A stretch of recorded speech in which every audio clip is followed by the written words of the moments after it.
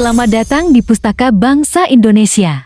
Pada kesempatan kali ini kita akan membahas jurnal yang berjudul Tinjauan Hukum Jinayah Terhadap Tindak Pidana Perjudian Massir, karya Sausan Karimah Jayanti, Farah Diva Clara Shelendra, Marcella Amanda, Sani Asuro Siregar, Jordan Fernando, Sukti Muhammad Fadilah Hakim. Perjudian massir merupakan salah satu perbuatan yang secara tegas dilarang dalam ajaran Islam karena mengandung unsur spekulasi, ketidakpastian, dan perpindahan harta secara tidak sah yang berpotensi merugikan individu maupun masyarakat. Artikel ini membahas perjudian dari perspektif hukum jinayah dengan menitikberatkan pada konsep massir, dasar hukum pelarangannya dalam Al-Quran dan hadis, serta relevansinya terhadap hukum positif di Indonesia. Penulis menegaskan bahwa perkembangan teknologi telah memunculkan berbagai bentuk perjudian modern, khususnya perjudian daring, sehingga diperlukan kajian hukum yang komprehensif agar prinsip-prinsip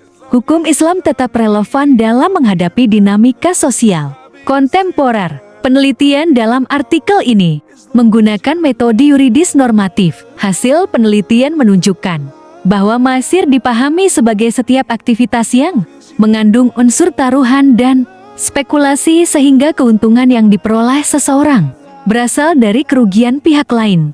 Dalam hukum jinayah, perjudian dikategorikan sebagai jarimah tazir, yaitu tindak pidana yang bentuk dan kadar hukumannya tidak ditentukan secara eksplisit dalam nas sehingga penetapan sanksinya menjadi kewenangan pemerintah atau hakim.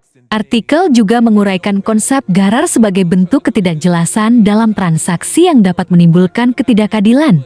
Berbagai bentuk transaksi yang mengandung unsur gharar, seperti jual beli barang yang belum jelas keberadaannya, kualitasnya, maupun kepastian penyerahannya, dijelaskan sebagai praktik yang bertentangan dengan prinsip syariah karena mengandung risiko penipuan dan ketidakpastian. Selanjutnya, artikel menjelaskan klasifikasi perjudian sebagai jarimah tazir beserta bentuk-bentuk sanksi yang dapat dijatuhkan kepada pelakunya. Bentuk sanksi tersebut meliputi hukuman cambuk, penjara, denda, sanksi sosial, hingga penyitaan sarana perjudian sesuai tingkat pelanggaran dan kemaslahatan masyarakat. Secara keseluruhan, artikel ini memberikan kajian yang sistematis mengenai konsep massir dalam hukum jinayah sekaligus menghubungkannya dengan pengaturan perjudian dalam hukum positif Indonesia. Segera kirimkan naskah terbaik Anda dan bergabunglah bersama kami di Pustaka Bangsa Indonesia.